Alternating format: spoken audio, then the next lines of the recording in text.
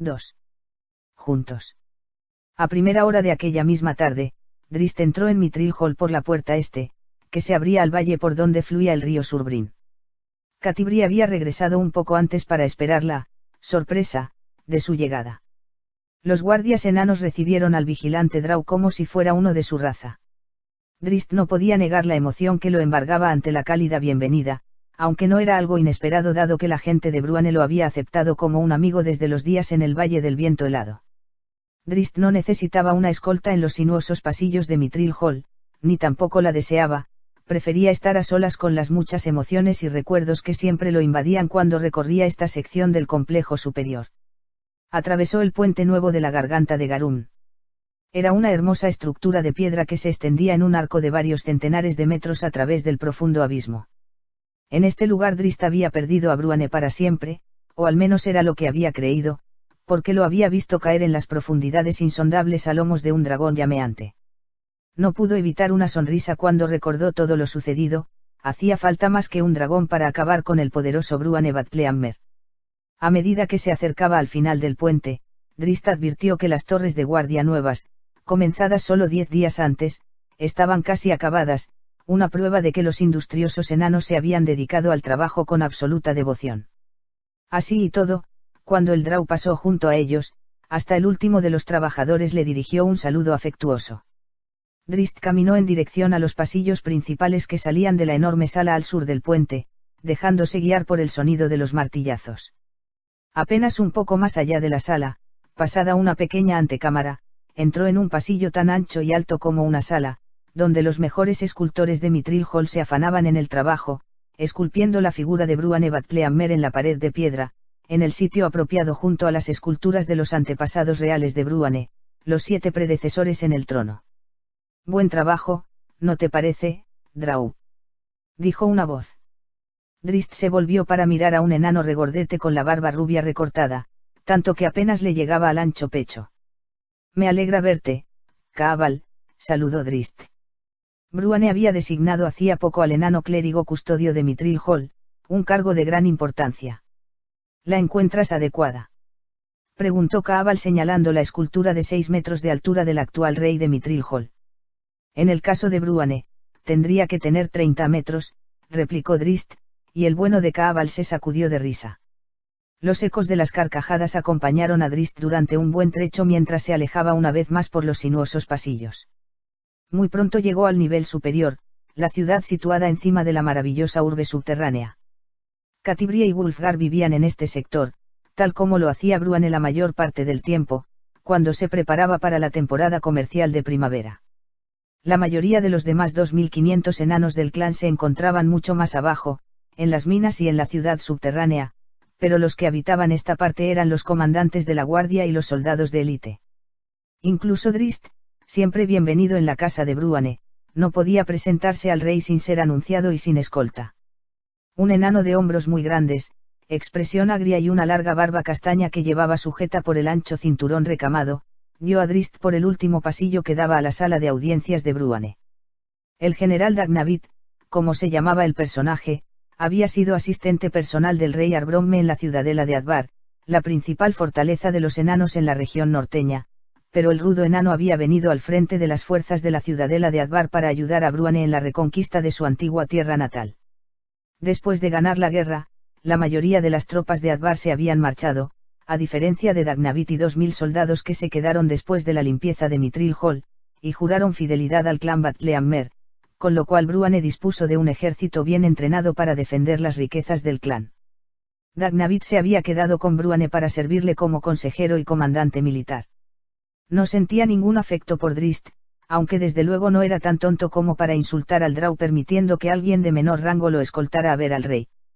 Os dije que vendría, escuchó Drizzt decir a Bruane a través de la puerta abierta cuando se acercaban a la sala de audiencias. El elfo no se perdería vuestra boda por nada en el mundo. Veo que me esperan, le comentó Drizzt a Dagnavit. La gente de Setolestone nos avisó que estaba en la región, contestó el general sin volverse a mirar al Drow.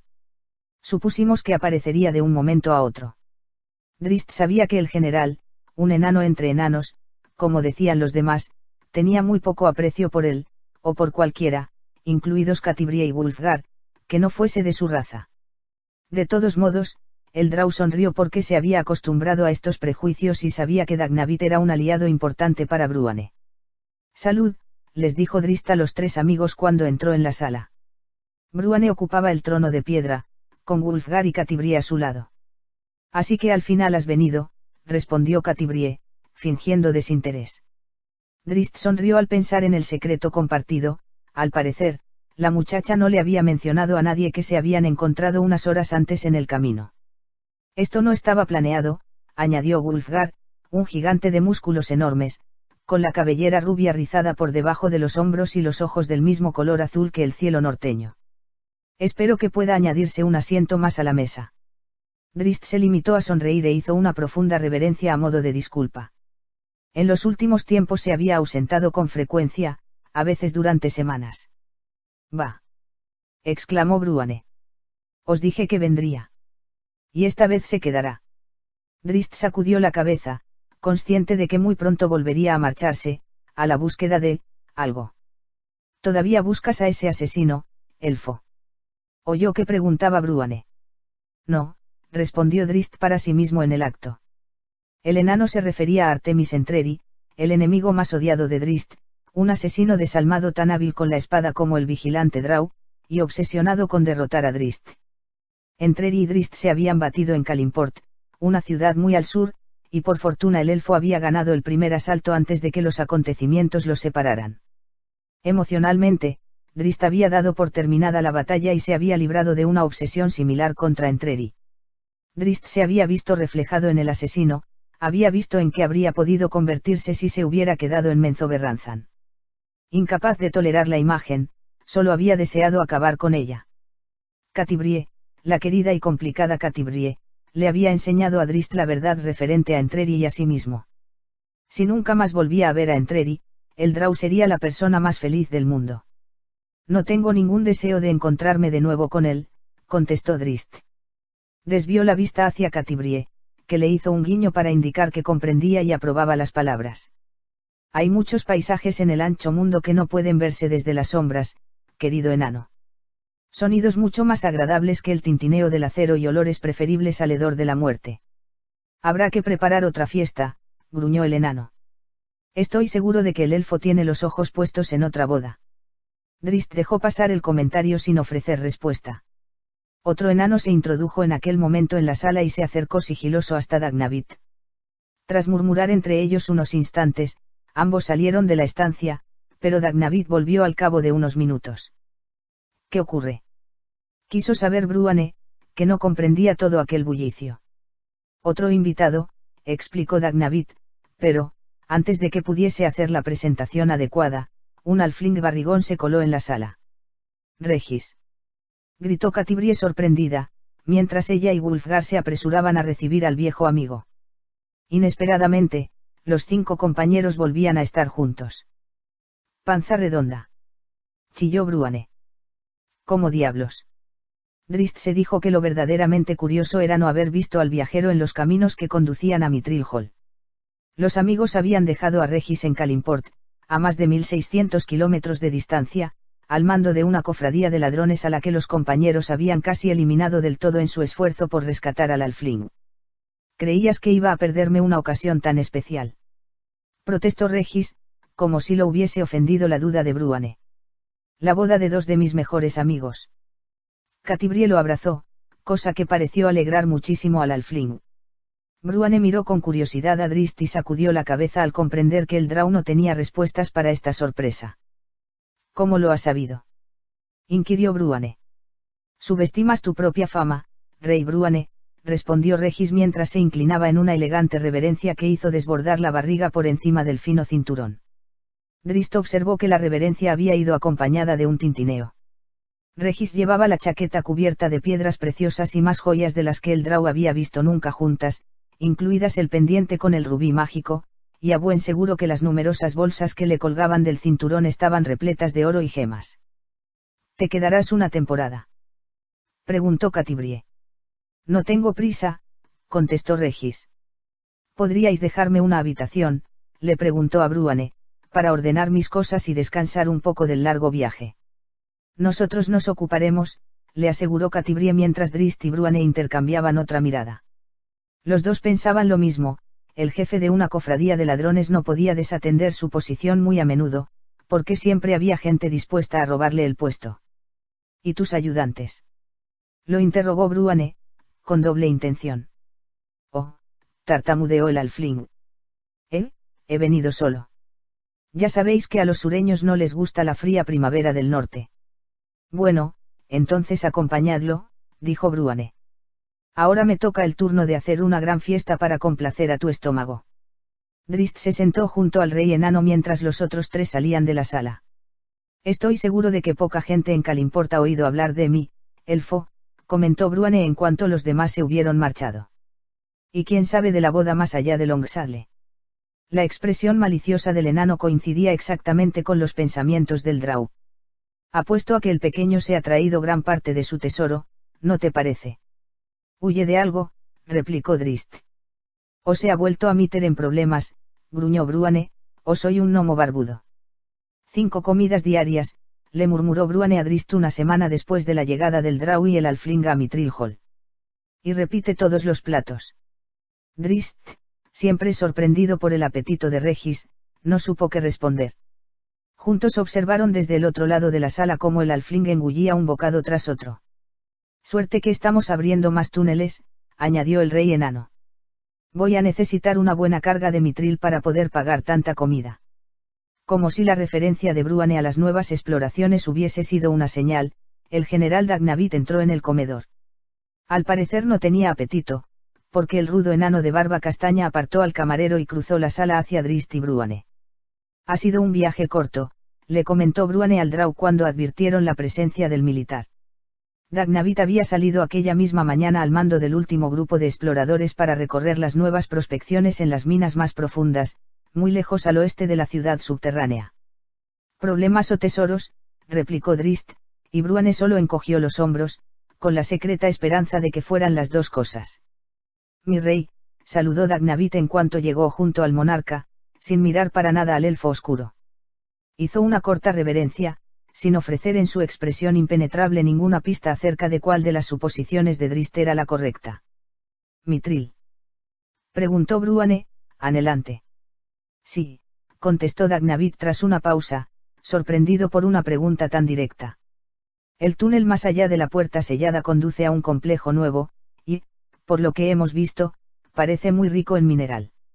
La leyenda sobre vuestro olfato para descubrir tesoros no deja de aumentar, mi rey. Hizo otra reverencia, esta más profunda que la anterior. Lo sabía, le susurró Bruane a Drist.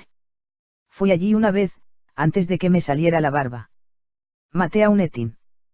Pero tenemos problemas, lo interrumpió Dagnavit, sin cambiar de expresión. Bruane esperó, y esperó un rato más, a que el fastidioso enano se explicara. ¿Problemas?, inquirió por fin, al comprender que Dagnavit permanecía en silencio para aumentar el efecto dramático, y que el testarudo general podía continuar callado todo el resto del día si el rey no le daba pie para seguir. Goblins, respondió Dagnavit con un tono sombrío. Creía haberte escuchado hablar de problemas, gruñó Bruane. Una tribu muy grande, añadió Dagnavit. Pueden ser varios centenares. Bruane miró a Drist y por el brillo en los ojos lila del Drow comprobó que la noticia preocupaba a su amigo tan poco como a él. Centenares de goblins, elfo, dijo Bruane con un tono astuto. ¿Qué te parece? Drist guardó silencio y, manteniendo la sonrisa burlona, dejó que el brillo de sus ojos hablara por sí mismo. Corrían tiempos muy calmos desde la reconquista de Mithril Hall, el único tintineo metálico en los túneles de los enanos era el de los picos y palas y de las carretillas, y no había peligros ni posibles aventuras en los caminos entre Mithril Hall y Luna Plateada. La noticia tenía un interés especial para el Drow. Drist era un vigilante, dedicado a defender las razas buenas, y odiaba a los malolientes goblins de brazos raquíticos más que a cualquiera de las otras razas malvadas en el mundo. Bruane guió a sus compañeros hasta la mesa de Regis, aunque todas las demás mesas del gran comedor se encontraban desocupadas. Se acabó la cena, exclamó el rey enano de barba roja, apartando los platos del halfling de un manotazo tan violento que la vajilla se hizo añicos contra el suelo. Ve a buscar a Wulfgar, gruñó Bruane ante la expresión incrédula del huésped. Contaré hasta 50. Si tardas más te pondré a media ración. Regis abandonó el comedor con la velocidad del rayo. A una seña de Bruane, Dagnavit sacó un trozo de carbón del bolsillo y dibujó un mapa rudimentario de la nueva región sobre la mesa. Indicó al rey dónde habían encontrado huellas de goblins y el lugar donde, según los exploradores, se ubicaba el campamento principal. Los dos enanos se mostraron particularmente interesados en los túneles artificiales construidos en la zona, con suelos lisos y paredes rectas. Muy adecuados para sorprender a los estúpidos goblins, le comentó Bruane a Drizzt con un guiño.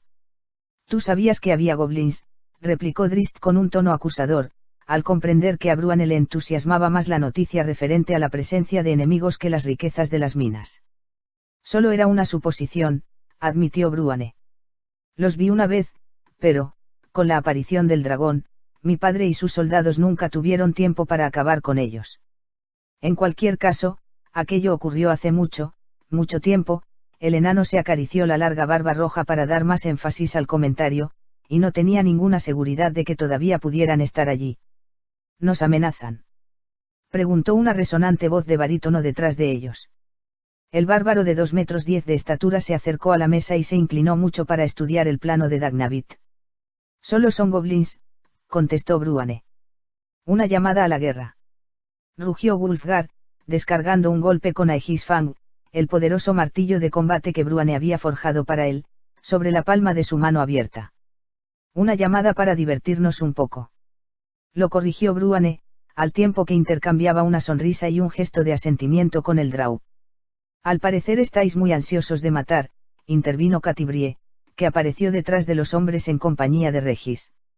No te quepa la menor duda, repuso Bruane. Habéis encontrado a unos cuantos goblins metidos en su agujero, sin molestar a nadie, y ahora planeáis una matanza, añadió Catibrie a la vista del sarcasmo de su padre. Mujer, gritó Wulfgar. La sonrisa de Drizzt se evaporó en el acto, reemplazada por una expresión de asombro al contemplar el gesto despreciativo del gigante. Alégrate de que lo sea, replicó la muchacha, jovial, sin vacilar y sin distraerse de la discusión más importante con Bruane. ¿Cómo sabes que los goblins quieren pelear?, le preguntó al rey. ¿O es que no te importa? En aquellos túneles hay mitril, afirmó Bruane, como si fuera razón suficiente para acabar con la polémica.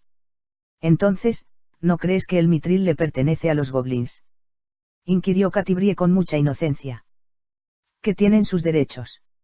No por mucho tiempo, intervino Dagnavit, pero Bruane se había quedado sin palabras, un tanto sorprendido por las insólitas preguntas de la muchacha formuladas con un cierto tono acusador. La pelea es lo único que os importa, a todos vosotros, añadió Catibrie con una mirada sabia que incluyó a todos los presentes.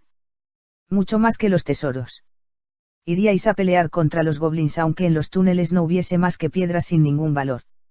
Yo no, apuntó Regis, pero nadie le prestó atención. Son goblins, le dijo Drizzt a la joven. ¿No fue una tribu goblin la que mató a tus padres? Sí, contestó Catibrie. Y, si alguna vez encuentro a aquella tribu, puedes estar seguro de que los mataré a todos en castigo por el crimen. Pero ¿qué tienen que ver aquellos, que están a 2000 kilómetros, con esta tribu? Goblins son goblins, exclamó Bruane. Así, dijo Catibrie cruzándose de brazos. Y los Draus son Draus. ¿Qué forma de hablar es esta?, intervino Wulfgar con una mirada furiosa a su futura esposa. Si encuentras a un elfo oscuro recorriendo tus túneles, continuó Catibrie, sin hacer el menor caso a Wulfgar ni siquiera cuando él se acercó para dominarla con la estatura, trazarías planes para acabar con la criatura. Bruane miró incómodo en dirección a Drizzt, pero el elfo volvía a sonreír, al comprender a dónde los había llevado el razonamiento de la muchacha, y dónde había atrapado al empecinado rey enano. Y si lo hubieses matado, y aquel Drow hubiese sido Drizzt Do'Urden, concluyó Catibrie, a quien tendrías a tu lado con la paciencia suficiente para sentarse y escuchar tus interminables fanfarronadas. Al menos te habría matado de una forma rápida, le comentó Bruane a Drizzt, renunciando a la discusión. Pamplinas, afirmó Drizzt, riéndose de buena gana. Nuestra joven y sabia amiga tiene razón, al menos debemos darles a los goblins la oportunidad de que expliquen sus intenciones. Hizo una pausa y miró pensativo a Catibrie, todavía con los ojos lila brillantes, porque sabía que podía esperar de los goblins. Antes de acabar con ellos. Limpiamente, añadió Bruane. Ella no sabe lo que dice. Protestó Wulfgar, y de inmediato el ambiente de la reunión volvió a ser tenso. Drizzt lo hizo callar con una mirada adusta, cargada con una amenaza nunca vista entre el elfo oscuro y el bárbaro. Catibrie miró a uno y a otro con expresión dolida, después tocó el hombro de Regis y juntos salieron del comedor. «¿Vamos a ir a hablar con una pandilla de goblins?», preguntó Dagnavit incrédulo. «Va, cállate», respondió Bruane, golpeando la mesa con los puños mientras volvía la atención al mapa. Tardó unos instantes en advertir que Wulfgar y Drizzt no habían acabado el intercambio silencioso. El enano vio la confusión que subrayaba la mirada de Drizzt, pero, al mirar al bárbaro, no encontró nada similar, ninguna indicación de que este incidente sería olvidado fácilmente. Drizzt se apoyó en la pared de piedra en el pasillo fuera de la habitación de Catibrie.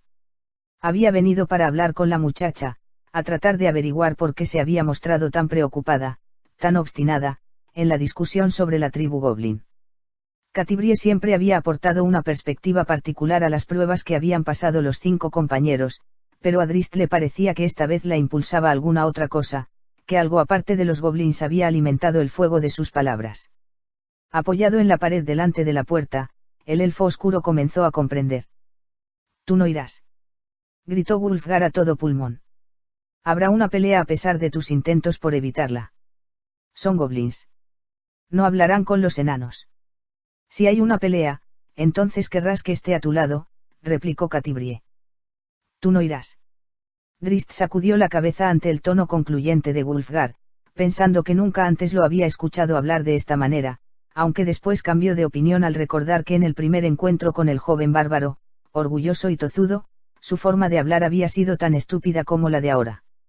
Cuando Wulfgar regresó a su habitación, el Drow lo esperaba, apoyado con aire despreocupado en la pared, las muñecas descansaban sobre las empuñaduras de las cimitarras mágicas, y la capucha de la capa verde hoja estaba echada hacia atrás sobre los hombros. «¿Bruane reclama mi presencia?», preguntó Wulfgar, desconcertado por la inesperada aparición del Drow en el cuarto. «No he venido aquí por Bruane», respondió Drizzt con voz serena al tiempo que cerraba la puerta. «Bienvenido», dijo Wulfgar con una sinceridad un tanto forzada. «Te ausentas con demasiada frecuencia. Bruane desea tu compañía». «He venido aquí por Catibrie», lo interrumpió Drizzt. Los ojos azul hielo del bárbaro se convirtieron en el acto en 2 puntos, y se irguió de hombros al tiempo que adelantaba el poderoso mentón. «Sé que te encontraste con ella en el camino», replicó, «antes de tu llegada». Una expresión perpleja apareció en el rostro de Drizzt al advertir el tono hostil de Wulfgar. ¿Qué le importaba a este si Catibrie se había encontrado o no con él? ¿Qué demonios le pasaba a su amigo? «Me lo dijo Regis», explicó Wulfgar, que malinterpretó el desconcierto de Drizzt. Una mirada de superioridad apareció en los ojos del bárbaro, como si creyera que su información secreta le hubiese dado ventaja. Drizzt sacudió la cabeza y apartó de su rostro los cabellos blancos con sus dedos, finos y largos. «No he venido aquí por ningún encuentro en el camino», manifestó, «o por algo que Catibrie me haya dicho».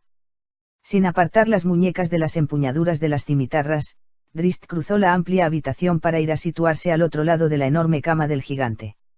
«Además, cualquier cosa que Catibrie me haya podido decir no es asunto tuyo». Wulfgar ni pestañeó, pero Drizzt podía ver que el bárbaro necesitaba de todo su control para no saltar sobre la cama y echarse encima de él. El Drow, que se juzgaba buen conocedor de Wulfgar, no podía dar crédito a sus ojos. «¿Cómo te atreves?», gruñó Wulfgar casi sin mover los labios. «Ella es mi atreverme», replicó Drizzt. «Hablas de Catibrie como si fuera tuya. Te he escuchado decirle, ordenarle, que se quede aquí mientras nosotros vamos en busca de los goblins. Te metes donde nadie te ha llamado», le advirtió Wulfgar. «Berreas como un orco borracho», dijo Drizzt, y pensó que la comparación era bastante precisa. Wulfgar inspiró con fuerza, dilatando el enorme pecho, para calmarse. Con un solo paso recorrió todo el largo de la cama hasta la pared, cerca de los ganchos donde colgaba el magnífico martillo de guerra. «Una vez fuiste mi maestro», declaró Wulfgar, más sereno. «Siempre he sido tu amigo», afirmó Drizzt. Me hablas de la misma manera que un padre a su hijo, manifestó Wulfgar con una mirada furiosa. Ve con cuidado, Drizzt Do'Urden, ya no eres mi maestro. Drizzt casi se cayó de espaldas, sobre todo cuando Wulfgar, sin dejar de mirarlo, sacó a Aegisfang de los soportes. ¿Ahora el maestro eres tú?, preguntó el elfo oscuro. Wulfgar asintió lentamente y entonces parpadeó sorprendido al ver que las cimitarras habían aparecido súbitamente en las manos de Drizzt. Centella, la hoja mágica que le había regalado el hechicero Malchor Harpel, resplandecía con una suave luz azulada. ¿Recuerdas la primera vez que nos encontramos?, añadió Drizzt.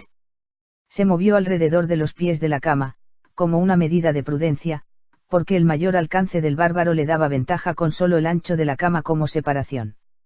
¿Recuerdas las muchas lecciones que compartimos en la cumbre de Cairn, mientras contemplábamos la tundra y las hogueras de los campamentos de tu gente? Wulfgar se volvió sin prisa, atento a los movimientos del Drau. El bárbaro tenía los nudillos blancos por la falta de sangre mientras apretaba el mango del arma. ¿Recuerdas a los Berbeex?, preguntó Drizzt, y el recuerdo hizo aparecer la sonrisa en su rostro. Cuando tú y yo luchamos juntos contra toda una tribu de gigantes. Y el dragón muerte helada. Prosiguió Drizzt, que levantó la otra cimitarra, la que había cogido de la guarida del dragón muerto. Lo recuerdo, contestó Wulfgar en voz baja y serena, y Drizzt comenzó a envainar las cimitarras, en la creencia de que el joven había vuelto a los cabales. Hablas de días muy lejanos. Rugió de pronto el bárbaro, abalanzándose con una rapidez y agilidad sorprendentes en alguien de su tamaño. Lanzó un gancho al rostro del Drau, que alcanzó a Drizzt en el hombro cuando se movió para esquivarlo. El vigilante rodó con el golpe, y se levantó en el rincón más alejado de la habitación, con las cimitarras preparadas. Ha llegado la hora de la siguiente lección, prometió el elfo oscuro, los ojos lila encendidos por el fuego interior que el gigante había visto tantas veces. Impertérrito, Wulfgar avanzó, ejecutando una serie de fintas con Aegisfang antes de descargar un mazazo capaz de hacer pedazos el cráneo del elfo. ¿Ha pasado tanto tiempo desde que participamos juntos en una batalla?, preguntó Drizzt, en la suposición de que todo este episodio era un juego extraño, quizás un ritual de madurez para el joven bárbaro. Levantó las cimitarras cruzadas por encima de la cabeza, y detuvo el golpe con facilidad, aunque se le doblaron las rodillas con la fuerza del impacto. Wulfgar dio un paso atrás para lanzar el segundo ataque. Únicamente piensas en la ofensiva, le reprochó el Drau, abofeteando al joven en las dos mejillas con la parte plana de las cimitarras. Wulfgar retrocedió una vez más y se enjugó la fina línea de sangre en una de las mejillas con el dorso de una mano. Seguía sin parpadear. Mis disculpas, añadió Drizzt al ver la sangre. No tenía la intención de. Wulfgar se lanzó nuevamente al ataque, descargando golpes a diestro y siniestro al tiempo que gritaba el nombre de Tempus, el dios de la batalla. Drizzt esquivó el primer golpe, que arrancó un buen trozo de piedra de la pared de piedra, y, adelantándose hacia el martillo, rodeó el mango con el brazo para inmovilizarlo. El gigante separó una de las manos del arma, sujetó a Drizzt por la pechera, y lo levantó en el aire como si fuera una pluma. Los músculos en el brazo desnudo del bárbaro se hincharon cuando lanzó este hacia adelante para aplastar al Drau contra la pared. Atónito por la fuerza del gigante, Drizzt pensó que atravesaría la piedra hasta la habitación vecina. Al menos, esperaba que hubiese una habitación vecinal. Lanzó un puntapié. Wulfgar se echó hacia atrás, convencido de que la patada iba dirigida a su rostro, pero Drizzt enganchó la pierna por encima del brazo estirado del bárbaro, a la altura del codo. Utilizando la pierna como punto de apoyo, descargó un golpe contra la muñeca de Wulfgar que lo obligó a doblar el brazo, con lo cual pudo apartarse de la pared. Mientras caía golpeó la nariz de Wulfgar con la empuñadura de la cimitarra, al tiempo que soltaba el martillo del gigante. El rugido de Wulfgar sonó como el de un animal. Levantó el martillo para golpear, pero Drizzt ya estaba en el suelo. El Drau rodó para ponerse de espaldas y, apoyando los pies contra la pared, dio un empujón para deslizarse entre las piernas del gigante. Drizzt propinó un puntapié en la entrepierna del bárbaro y entonces, cuando se colocó detrás de Wulfgar, descargó los dos pies contra las corvas. Las piernas de Wulfgar se doblaron y una de las rodillas chocó contra la pared. Drizzt aprovechó el impulso para rodar sobre sí mismo. Después se levantó de un salto, sujetó al tambaleante Wulfgar por el pelo y, tirando con todas sus fuerzas, tumbó al hombre como un árbol talado. Wulfgar gimió y rodó un par de veces, en un intento por levantarse, pero las cimitarras de Drizzt se lo impidieron con 2 golpes tremendos en la barbilla. El gigante soltó una carcajada y se puso de pie poco a poco. Drizzt se apartó. Tú no eres el maestro, insistió Wulfgar, aunque la baba sanguinolenta que chorreaba por un costado de la boca herida restaba fuerza a la afirmación. ¿A qué se debe todo esto?, preguntó Drizzt. Dilo de una vez. Aegisfang voló en línea recta hacia él, dando vueltas sobre sí mismo. Drizzt se lanzó de cabeza al suelo, y consiguió escapar por los pelos del golpe mortal. Se encogió al escuchar el choque del martillo contra la pared, convencido de que había abierto un boquete en la piedra. Con una velocidad increíble se levantó antes de que el gigante pudiera acercarse. Drizzt pasó por debajo de los brazos extendidos, dio media vuelta, y propinó un puntapié a las posaderas del joven. Wulfgar gritó furioso y se volvió, solo para recibir otro golpe con la parte plana de la cimitarra. Esta vez la línea de sangre fue más ancha. Empecinado como cualquier enano, Wulfgar lanzó otro gancho. Tu furia te vence, comentó Drizzt mientras eludía el puñetazo sin problemas. No podía creer que Wulfgar, tan bien entrenado en el arte, y era un arte, del combate hubiera perdido la compostura. Wulfgar gruñó y repitió el puñetazo, aunque de inmediato intentó desviarlo, porque esta vez Drizzt había puesto el filo de centella en la trayectoria del golpe. El gigante no consiguió apartar el puño a tiempo y acabó con la mano cubierta de sangre. Sé que el martillo volverá a tu mano, añadió Drizzt, y Wulfgar pareció casi sorprendido, como si hubiese olvidado las propiedades mágicas del arma. ¿No prefieres conservar los dedos para poder sujetarlo? En aquel momento, Aegisfang apareció en el puño del bárbaro. Drizzt, atónito por el ridículo ataque y cansado de la estúpida pelea, envainó las cimitarras. Permaneció erguido a poco más de 1 metro del gigante, al alcance de sus puños, con las manos bien separadas del cuerpo, en una actitud indefensa. En algún momento de la lucha, quizá cuando comprendió que no se trataba de un juego, el brillo había desaparecido de los ojos lila. Wulfgar cerró los ojos y no se movió durante un buen rato. El Drow tuvo la impresión de que su amigo libraba una batalla interior. Por fin el gigante sonrió, abrió los ojos, y dejó que la cabeza del martillo mágico apuntara al suelo. Amigo mío, le dijo a Drizzt. Mi maestro. Me alegra tu regreso. Wulfgar extendió una mano hacia el hombro de Drizzt. De pronto cerró el puño y lanzó un golpe contra el rostro del Drow. Drizzt se volvió de costado, enganchó el brazo de Wulfgar con el suyo, y sumó su fuerza al impulso del bárbaro, para arrojarlo de cabeza al suelo. Sin embargo, Wulfgar consiguió sujetar al elfo con la otra mano, y arrastró a Drizzt en la caída. Se levantaron al mismo tiempo, codo a codo apoyados en la pared, y compartieron una carcajada sincera. Por primera vez desde el encuentro en el comedor, Drizzt tuvo la sensación de que volvía a estar con su viejo compañero de aventuras. El Drow se marchó poco después, sin volver a mencionar el nombre de Catibrie, al menos, no lo haría hasta que pudiese poner en claro qué había ocurrido en la habitación. Comprendía el desconcierto del bárbaro sobre la muchacha. Wulfgar provenía de una tribu dominada por los hombres, donde las mujeres solo hablaban cuando se les decía, y cumplían las órdenes de los amos, los varones. Era como si ahora, que él y Catibrie se iban a casar, a Wulfgar le resultara difícil olvidar las lecciones aprendidas en la juventud. Estos pensamientos preocuparon a Drizzt. Ahora comprendía la tristeza que había visto en Catibrie cuando se encontraron en el camino fuera de Mithril Hall. También comprendía la locura de Wulfgar. Si el bárbaro obcecado intentaba apagar el fuego interior de Catibrie, le arrebataría todo aquello que lo había atraído, todo lo que amaba, que el Drow también amaba, en la muchacha. Drizzt descartó esta posibilidad en el acto, había mirado los azules ojos de Catibrie durante una década, y había visto cómo la joven podía convertir a su empecinado padre en un manso cordero. Ni Wulfgar, ni Drizzt, ni siquiera los propios dioses podían apagar el fuego en los ojos de Catibrie.